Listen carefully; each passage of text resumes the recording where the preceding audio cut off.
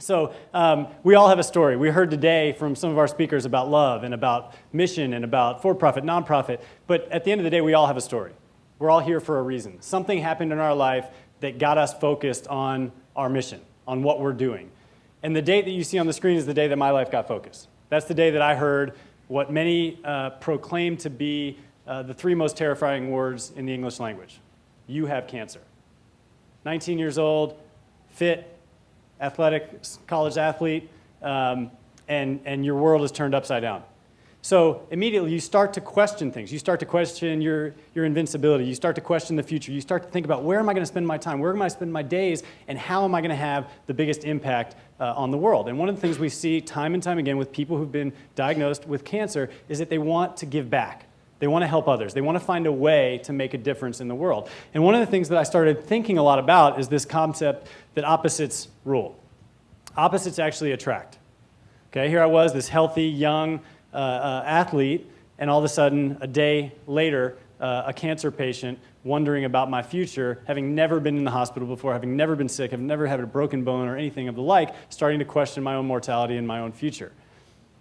It also started me thinking about this idea that all of you have struggled with, and we've heard Felix and others talk about today, which is this idea about the term nonprofit.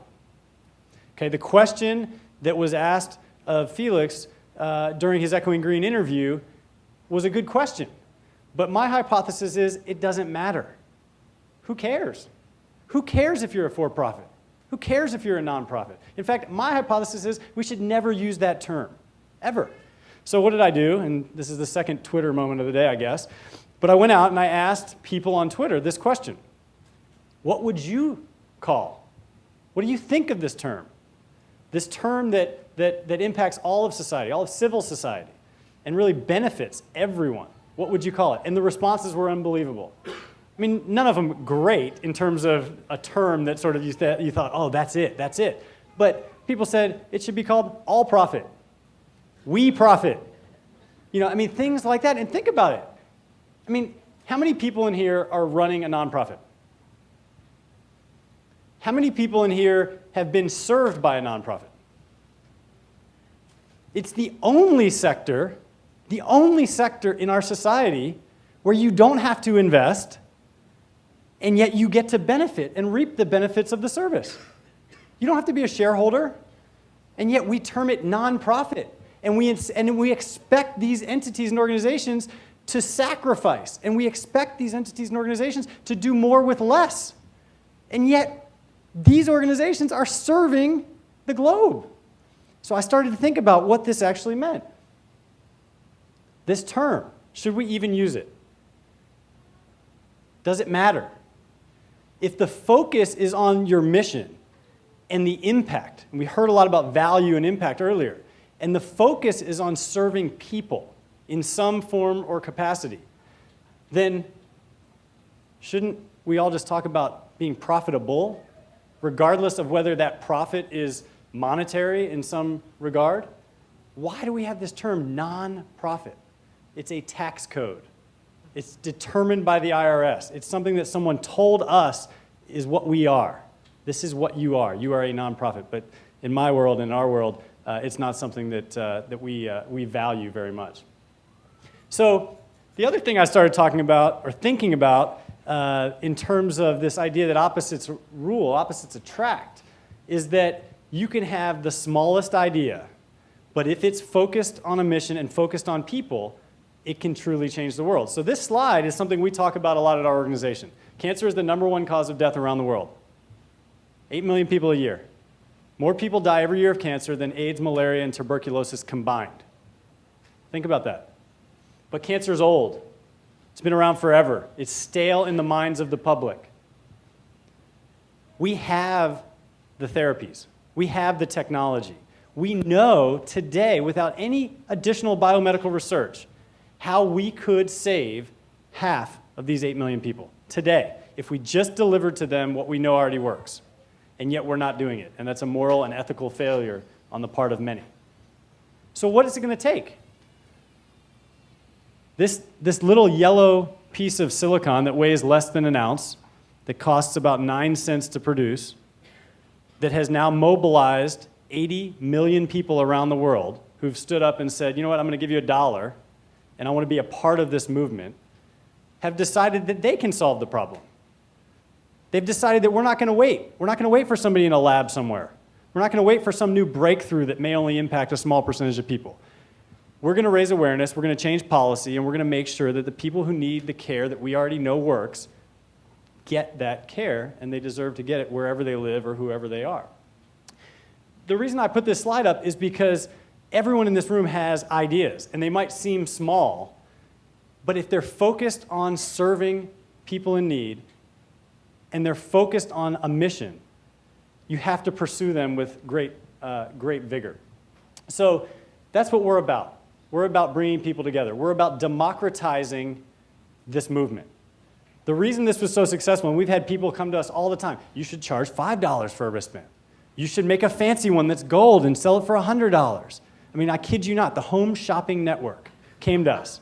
Kid you not, Home Shopping Network came to us, and they said, we will sell a silver LiveStrong wristband for $100, and we will guarantee you that we will sell $10 million worth of them. Guaranteed. And we said, you don't get it. The reason that this has been successful is because everyone could be a part of it. You didn't need $100. You needed $1. Philanthropy used to be something, and service used to be something that you did when you made a lot of money as a second career. And now it's no longer the case. So Jessica showed you a slide just like this. Cause marketing. Everybody's doing it. It's a crowded space. There's tons of players. But I would caution you about sort of discarding the value in some of these. It is crowded. Everyone wants to do it. Everyone wants to be a part of it. And everyone thinks this is the next solution. The reason that the lines are blurring between for-profits and nonprofits is because of this. Consumers, 75% of consumers say they want companies to spend less on marketing and more on social good. Companies don't know what that means. So what I would tell you is the products on here that are the most successful, and the theory and philosophy and filter that we use is they have to be mission focused. The people who buy a product that is branded LiveStrong have to understand why they're doing it and be somehow connected to that cause. I'm not sure that Tide does that. I'm not sure that yogurt does that. I'm not sure that a lot of the products you see here or in any store are actually tied to the mission. And that's the biggest travesty. For us, the reason we pursue great relationships with for-profit companies is because they have scale. Because they can generate resources to fuel our mission, and they can generate awareness with people who care about our mission so that we can focus on serving people with cancer. And so at the end of the day, the idea is how can you use your resources and your expertise in the best possible way? So for us, it's people like this. It's people like Jimmy Folks in the top right-hand corner, who was diagnosed in 8th grade with a brain tumor, who underwent 2 recurrences, years of chemotherapy and radiation to his brain, and whose dream was always to go to Stanford University. And he is now there in his freshman year. It's people like Banu in the top left, who lived in India, and who, when was diagnosed, was told, go home, be by yourself, there's nothing we can do. His family abandoned him. They thought that the disease might be contagious. They left him to summarily suffer and die. It's people like Jack Butler from Austin, Texas, who came through the foundation in need of a clinical trial and ended up adding 2.5 years to his life. He wore that t-shirt every single day. The reason I show you these pictures is because Jack Butler was wearing the mission. Jack Butler bought something that was significant to him because he was a part of the community. He didn't buy a bottle of Tide detergent and then use it and then throw it away. There's a big difference between connecting the mission to the products or the partnerships that can ultimately fuel your organization and your work. So for us, it's all about people.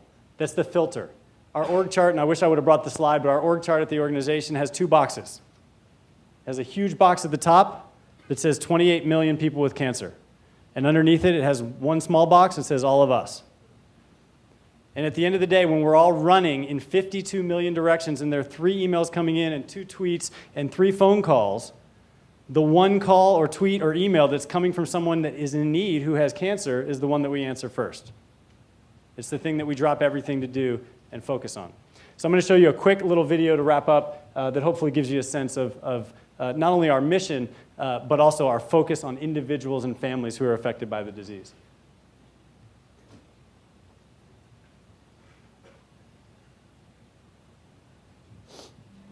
We believe in life, your life. We believe in living every minute of it with every ounce of your being, and that you must not let cancer take control of it. This